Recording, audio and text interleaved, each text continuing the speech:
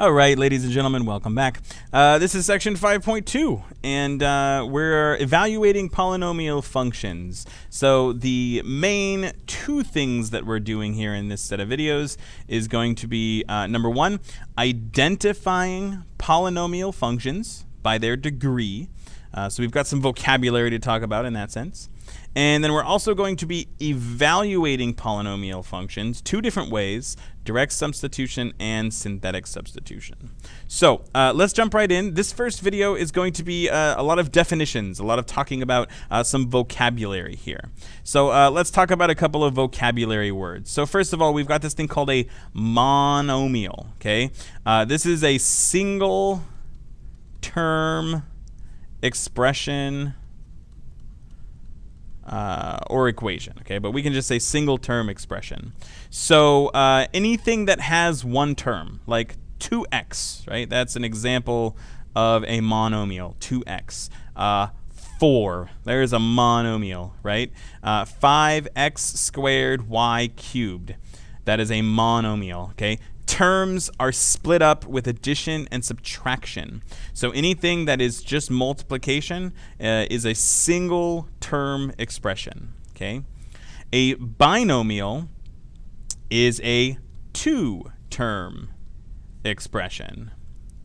And we should know that because the word bi, right? Bi meaning two, bicycle, right? Two wheels.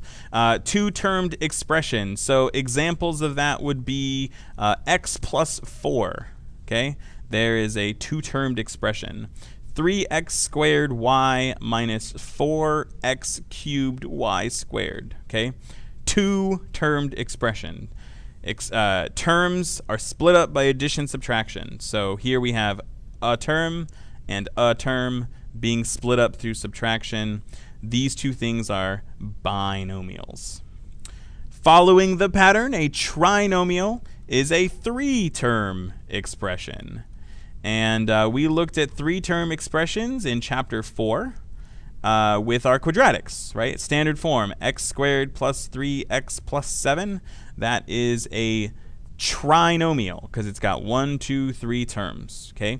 But it's not just quadratics. It could be x cubed minus x squared plus 4. That there is a trinomial because it has 3 terms, things separated by addition and subtraction. Finally, polynomial, which is the main thing of study in this chapter, is a many-termed expression. And the thing about polynomials is that all of these things, monomial, binomial, trinomial, they are all examples of different polynomials. So a polynomial is just any expression with terms. Specifically, though, we need to make sure that the powers are positive and whole. If there's anything where the powers are not positive numbers or are fractions or decimals, then it is not considered a polynomial. Okay, a polynomial expression is a specific type that has positive and whole powers. Okay, but it can have any number of terms. So let's talk about some common types of polynomials. And some of these we have seen. Okay, we have a 0 degree. Now, degree just means the highest power.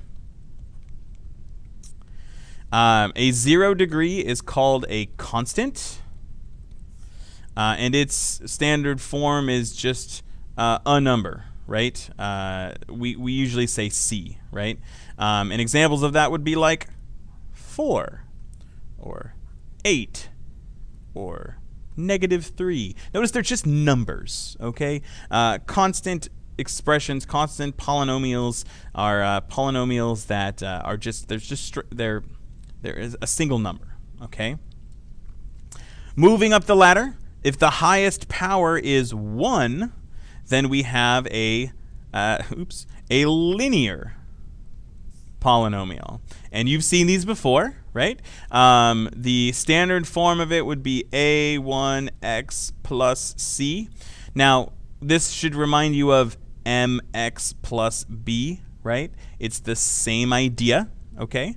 It's just that we have a different, it's again, different notation, okay? We're talking about it in terms of a polynomial now. Notice that the power here on the x is 1. So examples of linear functions would be like 3x plus 2 or 4x minus 1. Okay, those are linear polynomials. If the highest power was 2, we've studied this. This is chapter 4. This is a quadratic. And again, the standard form for quadratic would be a1x squared plus a2x plus c. Now, again, notice the highest power is 2. Also notice how I have this written. The powers go in descending order. That's what standard form means. The powers go in descending order. Examples of that would be 3x squared plus x minus 1 or 2x squared plus 1. Notice how that's only 2 terms? This would be like saying it's 2x squared plus 0x plus 1, right? It fits that standard form. Finally, a new one for you. The highest power is 3. If the degree is 3, we call this a cubic.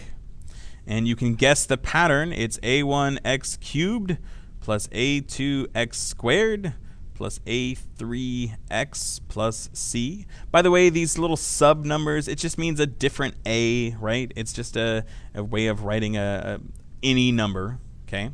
And again, some examples of a cubic function would be like x cubed plus 2x squared plus x minus 1.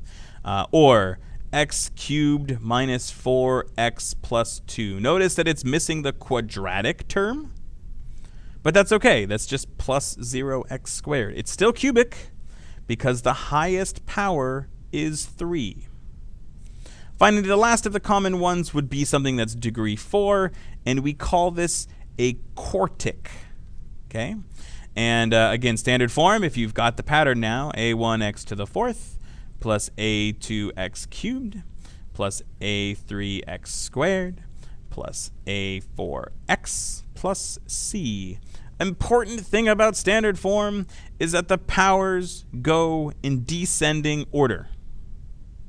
So an example of some quartics would be x to the 4th plus x cubed plus x squared plus x plus 1, or even x to the 4th minus 1. It doesn't have to have all of these terms to be a quartic. We're only looking at the highest power. All right, that's everything we've got for this video. On your note packet, you've got a couple of questions asking you to identify the function, tell us its degree, and give its standard form. So remember, we identify it by looking at the degree. Its standard form is the terms written in descending power order. And then you can see the type that you've got right there. All right. So go ahead and do those, and we'll see you in a couple of minutes. All right.